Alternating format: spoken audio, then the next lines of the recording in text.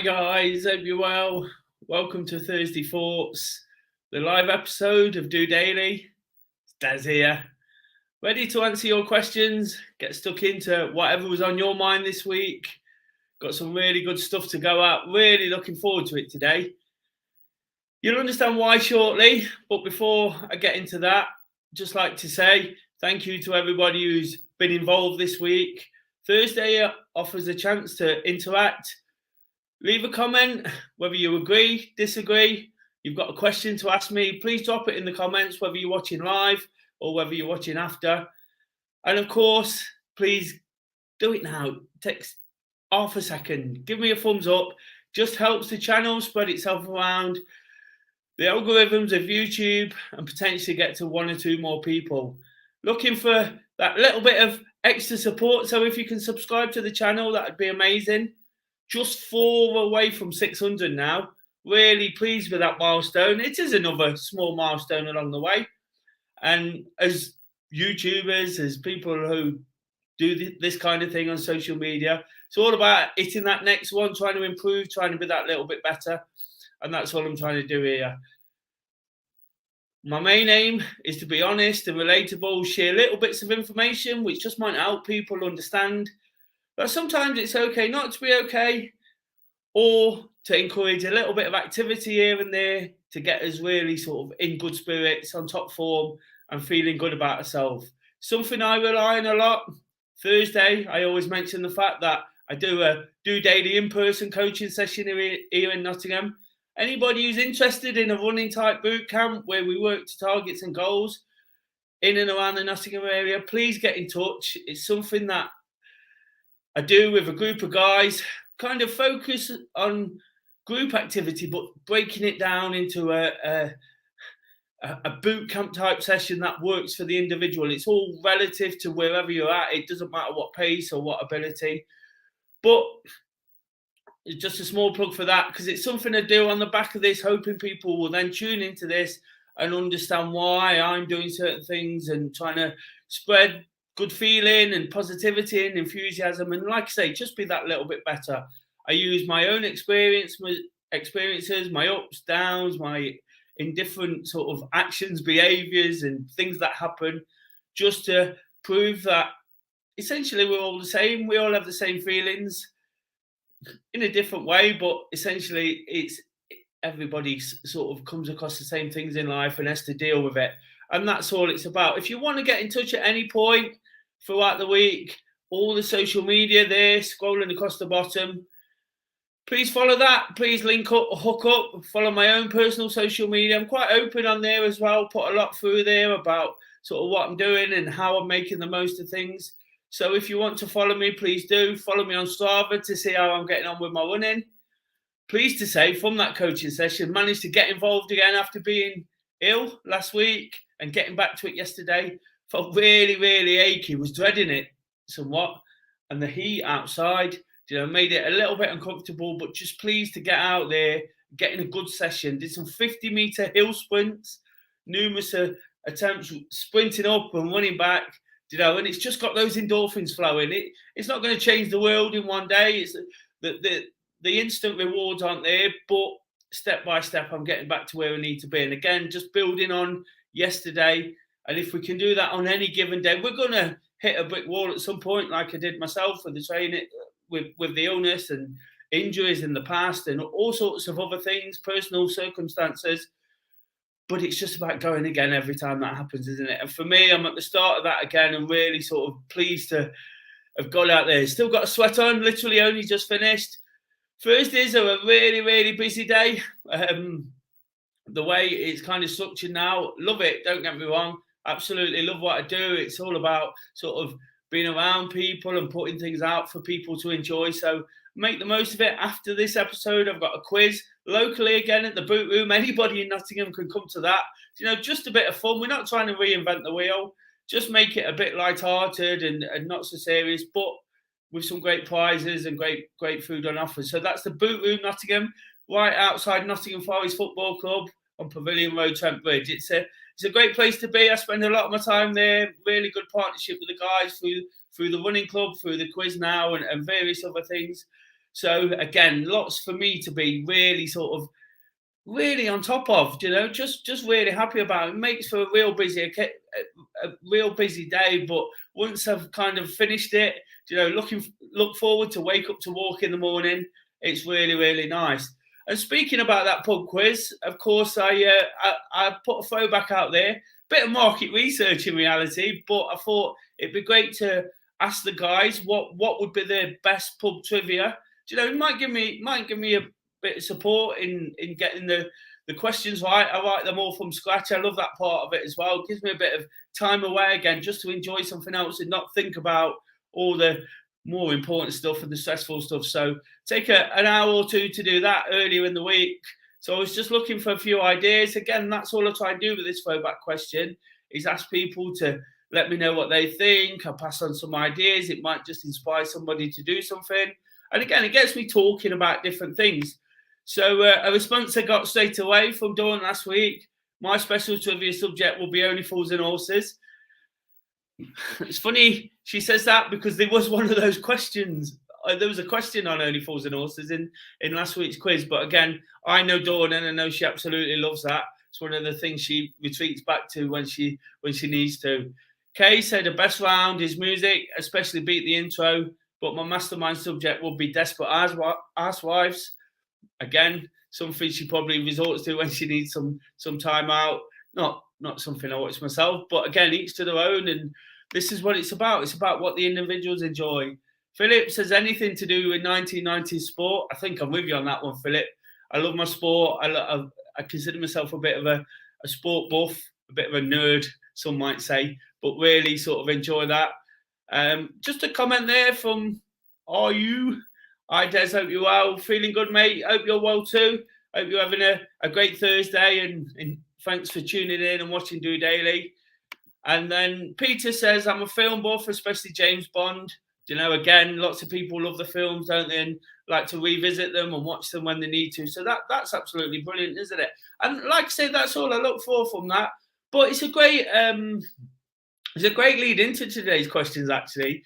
Don't normally sort of, not that I don't accept them, I accept anything. I always put out there that I'll have questions on absolutely anything. And if you've got anything to add, please email questions to des@dooney.org.uk. Comment on any of that social media or any of the videos through the week. I love to sort of pick it up and put it all together and just see what people are wanting to ask me, and like I say, creating that little bit of interaction. But this week, it kind of centers a little bit around sport, which I'm not too disappointed about. Like, I try not to talk too much about sport, and football in particular, because it's not everybody's cup of tea. And what I'm trying to do here is not exactly encourage people to go and watch football or be involved in that.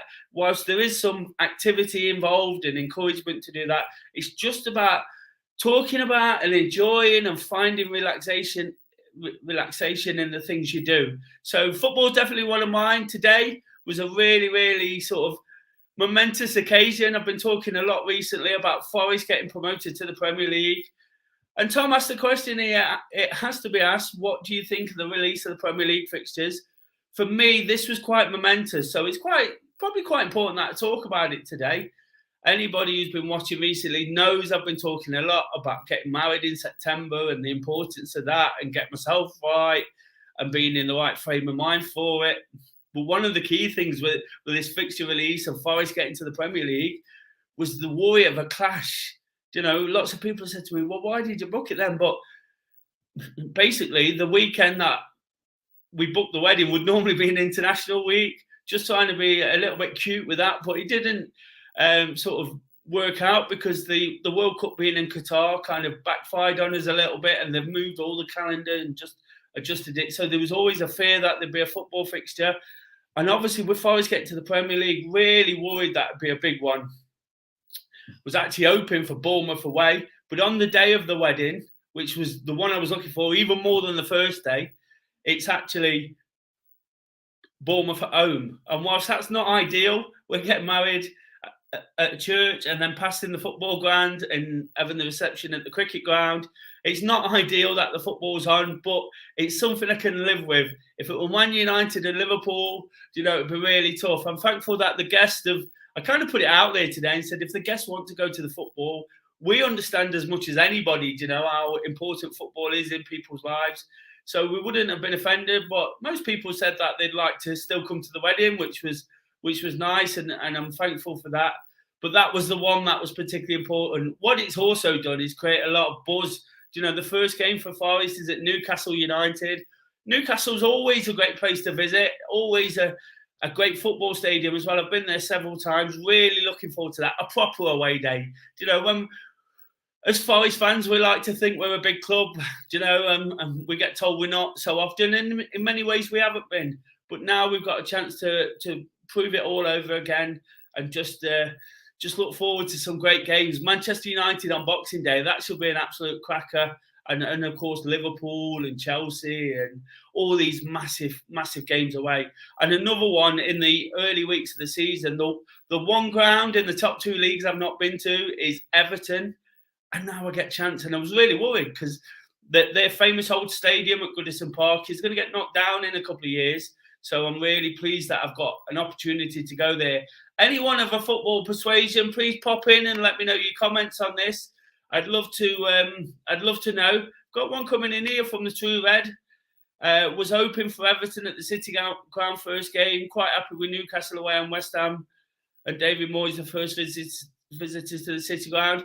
Me too. Newcastle away. West Ham still going to create a bit of excitement and almost winnable. I'm not saying we're going to be winning games from the outset or taking it by storm, but almost gives us a chance, doesn't it? It could have been a lot tougher on paper. You don't win football matches on paper. But for me, those are the ones that stand out. The 3rd of September, the wedding, Man United on Boxing Day, Everton on the 20th of August. I think it's the 20th or around there. Really looking forward to those because they kind of suit my needs. And when it comes to this, there's no reason I need to worry about being too selfish because it's something I enjoy. It's something I get so much from. So you're going to look from your own point of view, first of all, but I'm just glad to be back in the Premier League. The one thing the fixtures has done today, spent a little bit of time near the football ground earlier, and I managed to get interviewed twice. One for the BBC, which I know went out, and one for Sky Sports News, which kind of got a little bit eclipsed by some breaking news, but hopefully they do show that. And for the things I do, that's a nice tick in the box. It's a nice sort of feather in my cap to be interviewed and speaking about Forest and be excited about what we're doing. Last night I spoke on a Man United podcast, not a Luton Town podcast or a Birmingham City podcast, a Man United one. So everything feels a bit like Premier League. Got Talk Man U here. Just mentioned their podcast. Evening, Des. Evening, guys. Thanks for having me on last night. Really, really appreciate it. It was amazing to sort of build up that anticipation and sort of getting back to that first question there and what I'm talking about and how I've made the most of it today. It really sort of put me in the right frame of mind. So thanks for tuning in. Great question that. And again, keeping to the sporting theme, just reiterate, it's not always about sport, but I thought it'd be a great opportunity today, this week, the last couple of weeks. It's what I love. It's what I do. It's kept me in good spirits when everything else hasn't quite been working. So it's a great thing to talk about. Sarah says it looks like you've enjoyed the cricket this week. Which do you prefer, long relaxing days at the Test match or the pace and excitement of a T20 game? Really good question, that. Not something I've thought about too much because I absolutely love them both. Got a bit of a tan on my face, so I've enjoyed the last 4 days out of 5 at the Test match at Trent Bridge and an absolutely brilliant finish. It was almost like a 2020 match in the end. And that's what cricket's like. Some people go, oh, God, boring, that's too long. But when you get stuck into it, when you enjoy it, when you sort of, I don't know, just persevere with it a little bit, you see what it's all about. And these finishes and the way the game swings, it ebbs and flows. Possibly more than any other sport, you never really know where you're at with it, and it can change very quickly. And that's the beauty of it. I love a 2020 on a Friday night when I'm free to drink a little bit of beer and indulge a little bit. I'm trying my best not to do that too much at the minute with the marathon training, but I love a beer and going with friends for 2020. It's almost a quick blast. Everybody's can enjoy the night and then have a few drinks after. Often we go for a curry, But the test match, that's brilliant as well. It's one for the purist. It's one that you can really enjoy and sit back into and use it for other reasons. I've mentioned the fact I wasn't feeling fantastic, so being out in the fresh air, the sun beating down on my face, watching into the game a little bit more, being that sport nerd I spoke about before. There's lots of other reasons to enjoy it, and of course, getting a bit of suntan. That's never a bad thing, is it? The weather being so great. Just sort of following up from the comment there, Talk MU said, "You're welcome, Des. It was a pleasure having you on. You were great. Thanks for that. Look forward to talking about things soon as well with those guys." One of the things that made me feel great about doing that yesterday, in particular, was the fact that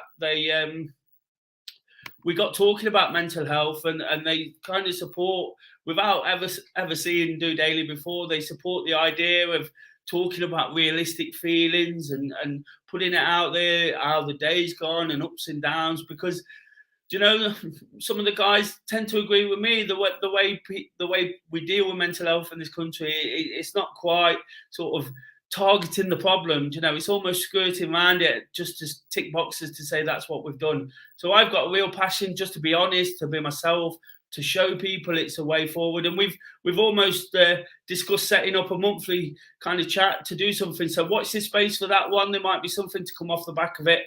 But again, really grateful to talk to those guys. And grateful for that question too, Sarah. It just made me think there. I love any form of cricket. I love any sport in reality, and even if I don't love it, I find a way to get into it. I try and sort of study it and do my research and enjoy it. And again, like with those football podcasts, it's brilliant for me just to go on other people's. I was talking about who Man U might possibly be signing, and it just takes me away for a little bit. Takes me away from the realities of everything I've got to do. Whether talk about my evenings are busy, whether it's running clubs, filming, DOdaily, quizzes, doing coaching sessions. It's just a great release sometimes, just to do something that little bit different. That's not really going to harm anything. It's not going to change the world, but it's not going to harm anything either. And that's something where when we find that time, when we find that peace with ourselves, we're absolutely we tend to feel even better about what we're doing. So continuing the sport theme, and thanks for these questions. You kind of made it quite easy for me today. I always say I'd be prepared to answer absolutely anything. Things about when times have been tough personally, why it's not working with the training. You can put me on the spot. I'll answer it the way I always do. Sometimes I feel like I dig myself into a hole a little bit. It gets a little bit uncomfortable, but that's not a problem, because the more uncomfortable I get, the more at ease I get afterwards. I come to terms with it, I deal with it, I process it. And the more I talk about it, it just becomes a little bit more normal. And that's the thing with mental health, isn't it? It's not always the easiest thing to talk about, but once you've done it, everything's easier once you've done it a few times. So on the sport theme, are there any Premier League footballers of the last 23 years who you'd like to see playing against Forest at the City Ground? Well, to be honest, absolutely there is. There's some of the more well-known names, and one of them might come this season, Cristiano Ronaldo. I think he's staying at Man United. Those Man United guys will tell me, but I'm pretty sure he's stopping there. So I'd love to see him. Obviously, he's not in his peak anymore, but what a fantastic footballer. There's the players at the moment like Mo Salah and Kevin De Bruyne at Man City, absolute world-class players, some of the best Premier League players ever. I saw before, last time we was in the Premier League, the likes of Alan Shearer, Teddy Sheringham, of course, I saw play in the Premier League for Forest all those years ago, 30 years ago almost to when the season starts. So real top players in that sense. But for me, Cristiano Ronaldo, when it comes to the Messi-Ronaldo argument, I've always been Ronaldo. I've seen the likes of Beckham and Rooney play for England at Old Trafford, incidentally. So that was a good thing sort of ticked off as a football fan. Thierry Henry is another one. But one player who people might not know, and I'm just going to throw a bit of a curveball in there. People around me will know I absolutely love this guy. One player I always wanted to play at Forest was Olivier Giroud. I don't know why, just absolutely loved him as a footballer, goal scorer. People used to say he's not world class, he just scores goals. In my mind, that's world class. I want my goal scorers to score goals. I don't care about the performance. The stats don't tell you about that. I just love the way he conducted himself on a football pitch, and I always wanted him to sign for AC Milan, and he did, and he won them the league this season. Got a soft spot for AC Milan. There was talk of him going to Inter Milan, and he of course played for Chelsea. Wasn't keen on that, but I loved it when he signed for AC Milan. And being as Kay's asked that question, I'll drop another hint about an AC Milan shirt with Giroud on the back. I've still not got it, but keep mentioning it. I'd absolutely love that. Always from being a kid, and I know I'm just a fanboy now at the age of 42, but I've always wanted an AC Milan shirt. That red and black shirt, just fell in love with it when they won the European Cup in 1990. Absolutely love the colours, love the team. And it just made me sort of appreciate good football as well. And I guess talking about sort of almost trying to be a student of the game, that's where some of that's come from, watching that absolute class team back in the day. Comment here from the True Red. Do you feel, Des, the gap towards Christmas for the World Cup will have effect on clubs during the season, or will it become an advantage in out getting players back to you from injury? I think the reality is because most Premier League teams are full of international players, so most clubs will have an array of players go out there. But I think it's almost going to benefit the top clubs. The introduction of more subs possibly. It just leans towards the bigger clubs, doesn't it? The teams with the bigger squads. And when they come back and players need a rest after the World Cup, they can rest their better players for longer. They can put them on the bench. And if they're not winning games, they can bring them on to try and finish games off in the last 20 minutes or so. So like anything, I just tend to think these things favour the big clubs. It's the way it works. You have to earn your right to be there. I'm not moaning too much. I'm not saying it's the world's against us. I don't want to be the victim. It's about being positive and enthusiastic. I'm just happy to be in the Premier League. I'll take the break this season, and enjoy the World Cup at the same time, hopefully, should England pick it up a little bit. That's not been too promising of late, has it? But again, just being sort of optimistic. What a great season. Forest get promoted. We get to play in the Premier League. I've got a wedding this year, and England are playing in the World Cup. Who knows? You never know. They might win it. I don't think they will, but you never know. If all that came together, what a year 2022 would be. So just want it to sort of be my year in that sense. And with a couple of nice things happening personally and picking up little jobs and enjoying little things I do, what an amazing time. And that's the reason I talk every day about sort of being content. So that's what it's all about, isn't it? Finding the positives. So, but the short to the question I was asked there, I just think it might lean to help the other clubs, but we're just going to have to deal with it and see how it goes. And hopefully it'll revert back to the tradition in many ways. Whilst I like to be forward thinking and proactive, I'm a traditionalist as well. And I enjoy sort of seeing things done properly and the way they should be. But this one, Premier League football is, like I say, Giroud. Absolutely love him, love watching him. Always seems to score, doesn't he? Only needs a touch. So that's someone that I'd liked to see. But this year I might get to see Cristiano Ronaldo, and some of those others I mentioned, the De Bruyne's and Mo Salah and people like that. It'd be really nice to see those. I would have liked to see Sadio Mane, but he's obviously left the Premier League now. But you can't have it all. So thanks for those questions. Really sort of different this week. It's not mental health. It's not running. It's not technical about this or that. It was just general sports stuff, which I kind of feel really at ease at, really enjoy getting stuck into and offering a bit of opinion. Lots of the people that watch the channel are football fans, just from the other work I do. I get great support from Mr. Daw and his channel, and of course these guys now, the Man U guys. That's amazing that people are tuning in and looking at it, because all I'm trying to do is use all the things I enjoy to create a positive experience for myself. A lot of my work now is around those little things, whether it's like the quiz, it's around the running club. The interviewing I do and little jobs I've picked up there is around football, and it just doesn't feel like work. It creates a busy environment, and sometimes it can be a little bit overwhelming, and I just have to sort of check where I'm at. I keep talking about it on here. I try and sort of practice what I say and not preach too much about it, just because then I'm almost reminding myself constantly as well that I can do things a little bit better sometimes. I can put a little bit more effort in, but I can also reset and go again. And like with the training I mentioned right at the start, that's what I've done this week to some degree after being poorly. It'd be easy to get myself down.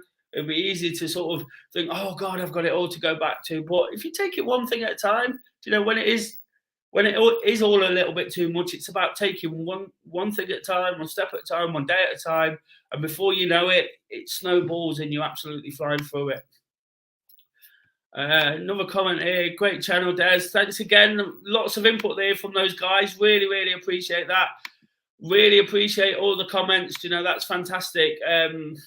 All I'm trying to do here is build something that people can relate to and just get involved in.